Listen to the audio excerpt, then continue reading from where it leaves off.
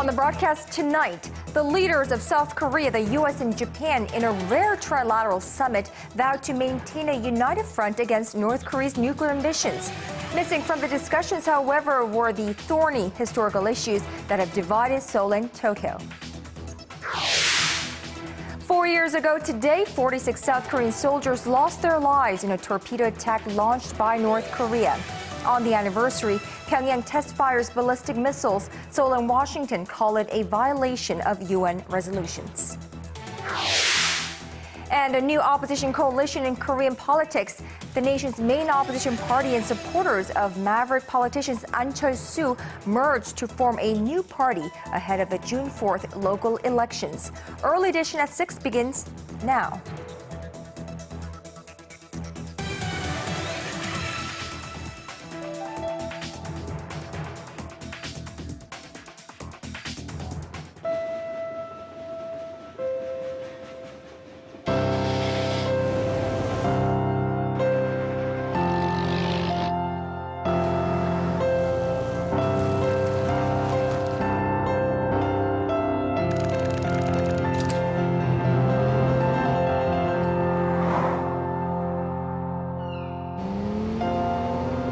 당신의 유럽은 어디였나요? Excellence in flight. Korean Air.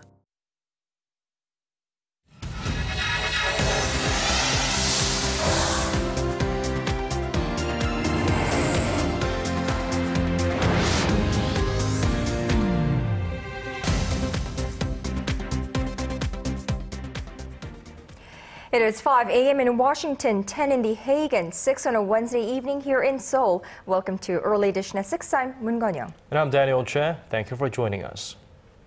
Now, let us begin this Wednesday evening with President Park Geun-hye's state visit to Europe. She has kicked off the first day of her state visit to Germany, but prior to leaving The Hague after wrapping up the Nuclear Security Summit, President Park sat down with the leaders of Japan and the U.S. on the sidelines of the global gathering. It was the first time in 6 years that the three leaders held summit talks and the first time President Park sat down for talks with Japanese Prime Minister Shinzo Abe. Our Choi You-sun, who is traveling with the president, files us this report.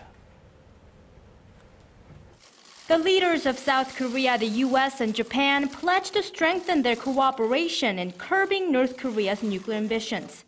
영내 평화와 안정에 가장 위협이 되고 있는 이 북핵 문제는 한미일 3국을 포함한 국제사회의 단합된 대응이 매우 중요하다고 생각합니다. Reaffirming that they will not engage in talks with the North unless it shows sincerity about giving up nuclear arms, the three leaders agreed that their chief envoys to the six-nation talks aimed at denuclearizing the North will meet in the near future. President Obama stressed that trilateral cooperation has become ever more crucial in deterring North Korea's nuclear and missile development. And our trilateral cooperation has sent a strong signal to Pyongyang that its provocations and threats will be met with a unified response, and that a nuclear North Korea is unacceptable. The Washington-led summit has garnered much attention, especially since it was the first between President Park and her Japanese counterpart amid strained ties between the two key Asian allies of the U.S. over historical and territorial issues. Japanese Prime Minister Shinzo Abe, who has repeatedly expressed his wishes to meet President Park despite tensions over his government's denial of some past wrongdoings, seemed to have prepared a lot for Tuesday's meeting. 박근혜 대통령님을 만나서 반갑습니다. As expected, the most contentious issues, such as Japan's denials of its colonial-era atrocities and its claims to Korea-controlled Dokdo Island, were not brought up Tuesday.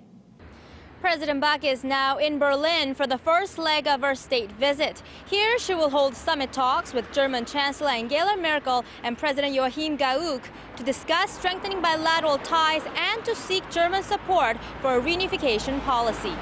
Choi You-sun, Arirang News, Berlin. South Korea is marking a sober anniversary on this Wednesday. On March 26, 2010, 46 South Koreans lost their lives in the sinking of the warship Cheonan. Arirang News national defense correspondent Kim Hyun-bin reports on the memorial ceremony from Daejeon. 4 years ago this Wednesday, the South Korean warship Cheonan was sunk in a torpedo attack blamed on North Korea. To remember the 46 South Korean sailors who lost their lives that day, a memorial ceremony was held at Daejeon National Cemetery on Wednesday morning. Thousands of people, including families of the victims and high-ranking government officials, were in attendance. President Park Geun-hye wasn't able to attend the event, as she's currently in Europe, but did send a special statement.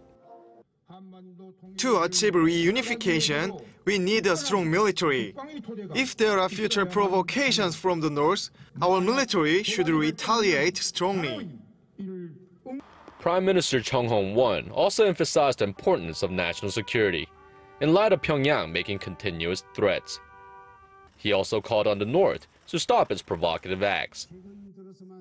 North Korea recently launched missiles on 7 different occasions, escalating tensions on the Korean peninsula. North Korea must stop its provocations and cooperate with the international community. The memorial ceremony is not just a time to remember those brave souls who so tragically lost their lives. It's also a solemn reminder that South Korea needs to maintain the utmost readiness against future provocations from the North. Kim Hyun-bin, Arirang News, Daejeon. 4 years ago today, North Korea torpedoed South Korean warship Cheonan, and 4 years later, North Korea fired more missiles into the East Sea in the early hours. Now, these two had a much longer range than any of the others Pyongyang has fired over the past few weeks. South Korea's defense ministry says the launch is in clear violation of UN resolutions. Our Yoo-yeon has the details. 2 mid-range ballistic rockets flew 650 kilometers from an area north of Pyongyang towards Japan before splashing into the East Sea early Wednesday morning. North Korea has been firing missiles into its eastern waters with regularity over the past 2 months, but this one was identified by South Korea's defense ministry as a Nodong missile, which represents a change. They have a maximum range of 1,300 kilometers, which means they can reach not just South Korea, but Japan as well. Given the more dangerous nature of the missiles, the defense ministry held an unusually early press briefing Wednesday morning to strongly condemn the move. North Korea's ballistic missile launch is an outright violation of UN resolutions, and it's an act of provocation against South Korea and the international community. The launch of the Nodong missiles is the first in nearly 5 years and took place at around 2:30 a.m. Korea time, a matter of hours after the leaders of South Korea, the United States, and Japan met to discuss North Korea's nuclear issues on the sidelines of the Nuclear Security Summit in The Hague. The three had promised for a more united front against threats posed by North Korea's nuclear program, and the launch is being seen as an apparent protest against growing calls in the international community for the state's denuclearization. The launch also falls on the 4th anniversary of the sinking of a South Korean warship that left 46 dead. While Seoul blames the attack on North Korea, Pyongyang denies the charge. The North has launched a series of shorter-range rocket launches over the past 2 months, which were seen as an act of defiance against the annual joint military drills between South Korea and the United States. Yoo-yeon, Arirang News. China is becoming increasingly concerned over heightened tensions on the Korean peninsula following North Korea's test launch of 2 ballistic missiles. Sources say the Chinese government, the North's only major ally, believes the launches were an act of defiance considering their timing. The missiles were fired when leaders of South Korea, the U.S. and Japan were in talks on denuclearizing North Korea on the sidelines of the Nuclear Security Summit. Beijing has yet to officially comment on the North's latest provocation. Seoul and Washington, however, have condemned the missile test as a violation of UN Security Council resolutions.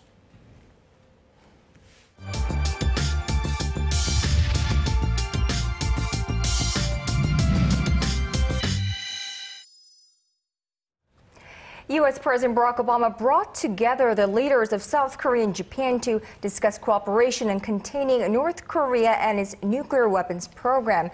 Now, the 3 leaders emphasized the importance of cooperation in dealing with the North. However, missing from the discussions were the historical differences that have sunk Seoul-Tokyo relations to a low point. So how will the first ever summit between President Park Geun-hye and Japanese Prime Minister Shinzo Abe impact future bilateral ties? Well, what about trilateral ties? Joining us live in the studio to give us some perspective is Dr. Choi You-sun, senior researcher at the Seoul-based Northeast Asian History Foundation. Dr. Choi, it's great to have you with us this evening. Hi. Yeah. Now, let's talk about the trilateral summit that took place in The Hague. Of course, President Barack Obama brokered this rare summit. Your first impression of the summit, would you say it was enough to lay the groundwork for improved relations between Seoul and Tokyo? Well, I would say that it was quite short to be a turning point for the bilateral between Japan and Korean relationships. From the beginning, the issue of history was not on their agenda in the summit meetings. And the second problem was that right before the beginning of the nuclear summit, there was a meeting between the Korea and Chinese summits. During the summit, the two summits just exchanged their greetings about the memorials about An Jung-geun, the Korean, who is that? It's a Korean independence fighter who shot Ito Hirobumi. And then also they mentioned about China will open another memorials for independence force which worked in China during the colonialized period. So about that, Japanese media said that those two countries were strengthening their united front against Japan.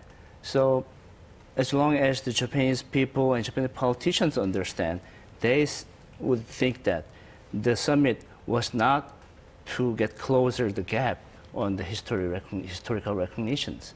So I think this, even though it was good for our security aspect, but this summit was not enough to turn around the frosty relationship between the two countries. Okay, we still have a lot of ground to cover for Korea and Japan's relations to thaw. And of course, one main issue is Japan failing to acknowledge its past wrongdoings with sincerity. So what can Japan do other than, of course, stop just holding on to their past, I guess, misconceived notion of their accomplishments over other countries? And what can Japan do other than that to improve ties between Japan and Korea? Well, we know that even between the persons, personal belief cannot be changed that easy. So you cannot expect the Japanese politicians will change their beliefs about history.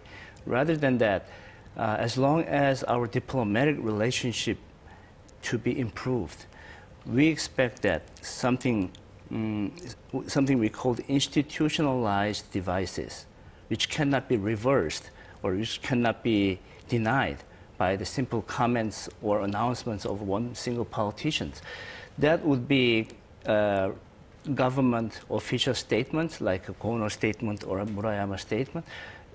Besides that, we may expect some kind of solutions about comfort to women, which had been reportedly planned 2 years ago, right before the repeal of the GSOMIA, the Information Exchange Treaty. So to improve basically this frosty relationships, we need the real institutional kind of, which cannot be denied, the policies. Right, institutionalized would be the key word there. Right. Now, it's rather obvious that Washington wants to see its Asia's biggest allies mend ties and improve relations. Now, if the frosty relations between Seoul and Tokyo were to continue, how would it impact trilateral relations with the U.S., of course? Yeah, in this summit, those three political leaders agreed the basic principle in dealing with North Korea. It was denuclearization first and dialogue later. But something happened recently is that from the point of view of the United States, Korea is proceeding their the topic of unification these days. And then even Japan is beginning to talk about their summit meetings with North Korea about the kidnapping issues. So in that sense, from the U.S. point of view, this is the time to strengthen our allied relationships to fight against the Japan, North Korean nuclear threat. But those two countries, Korea and Japan, are moving independently without their coordinations. Then the United States, which declared the return to Asia, the problem between the two countries is a really serious hurdle in proceeding its policy initiatives in these East Asian regions. Okay, apparently, according to you, the trilateral talk in The Hague was not at all very fruitful, and it was not exactly the most constructive one that happened between Korea and Japan.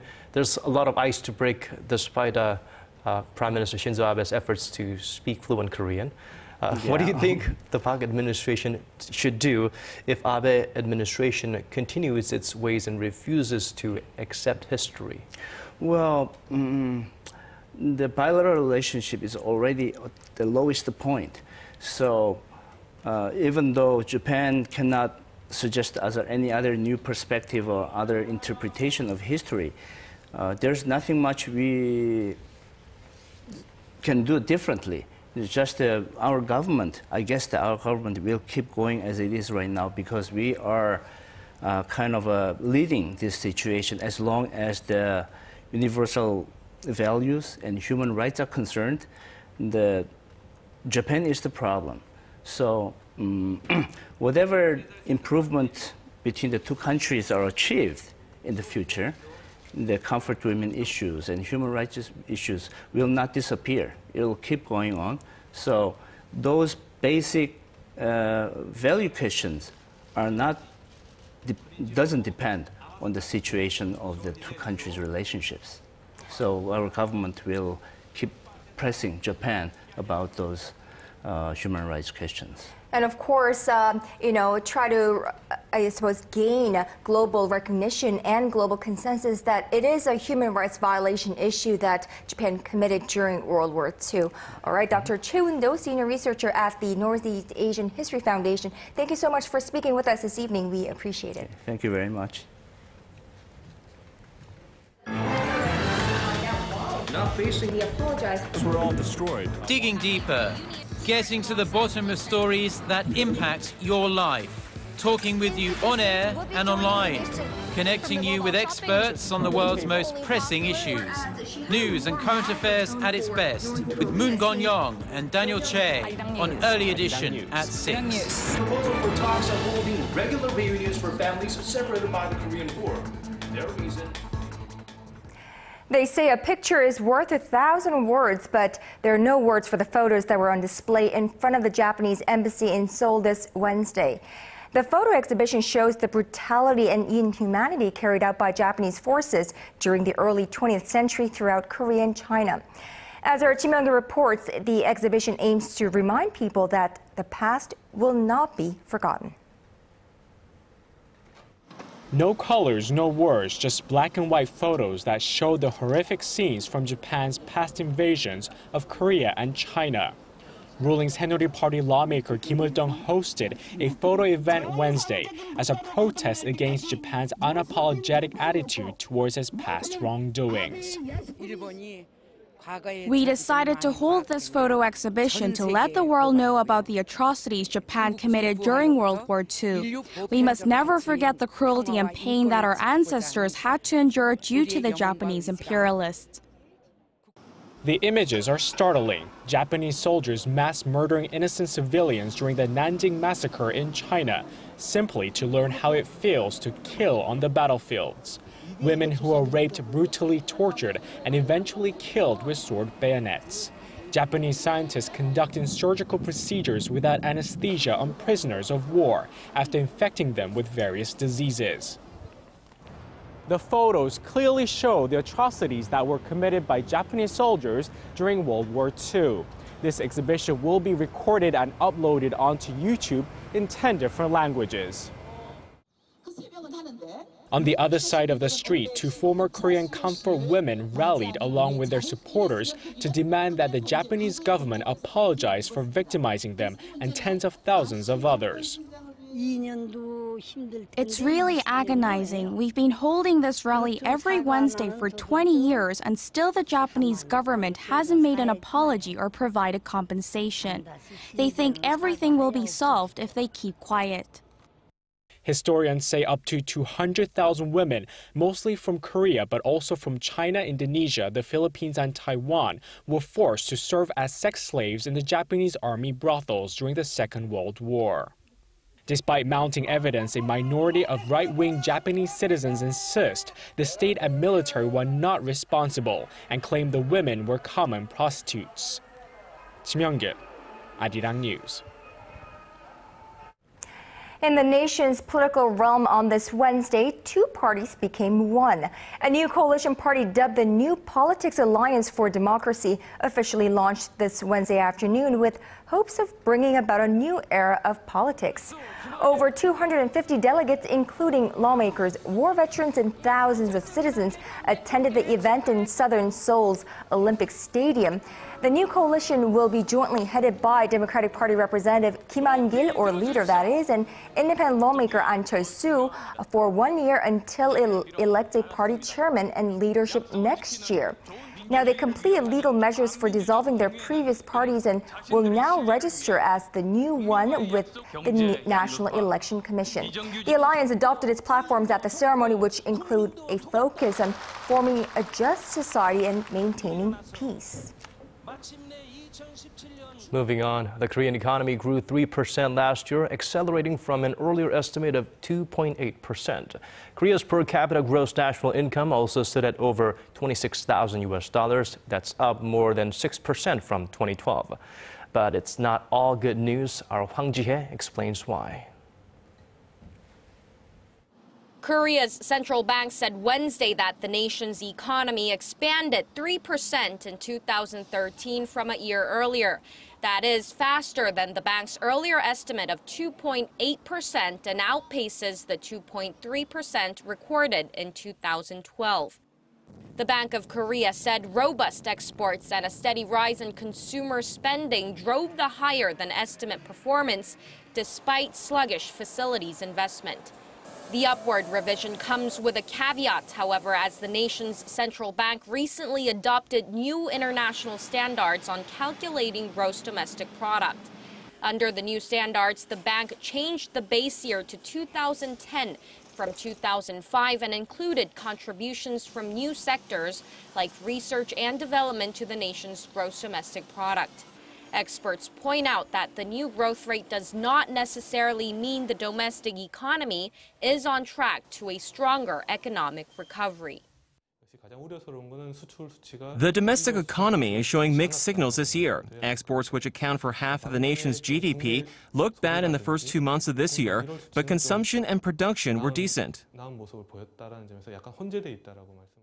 Korea's gross national income, a gauge of the people's purchasing power, also rose 4% in 2013 from the previous year.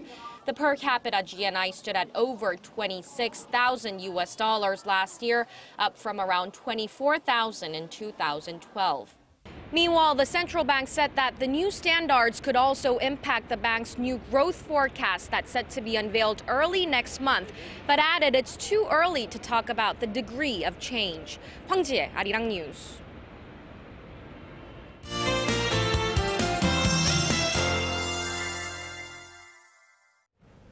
Now, as for weather, today felt more like early summer rather than spring. Well, for a check on the forecast, let's go over to our Michelle Park at the Weather Center. Michelle. Good evening, guys. The temperatures have been unreasonably high today, and it looks like they're going to rise even higher tomorrow. And if it weren't for the clouds, it would be perfect out there. Well, then here's good news. Now, tomorrow we can expect a sunny day nationwide, and the temperatures mostly above at 20 degrees, which means it'll be much warmer than today.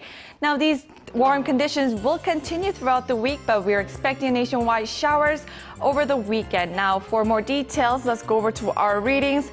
Like I mentioned, it's going to be a sunny day all over the nation tomorrow. Now Seoul tops out at 8 degrees in the morning and gets up to 22 degrees in the afternoon. Meanwhile, the southern cities such as Daegu and Busan will peak up to 25 and 21 degrees.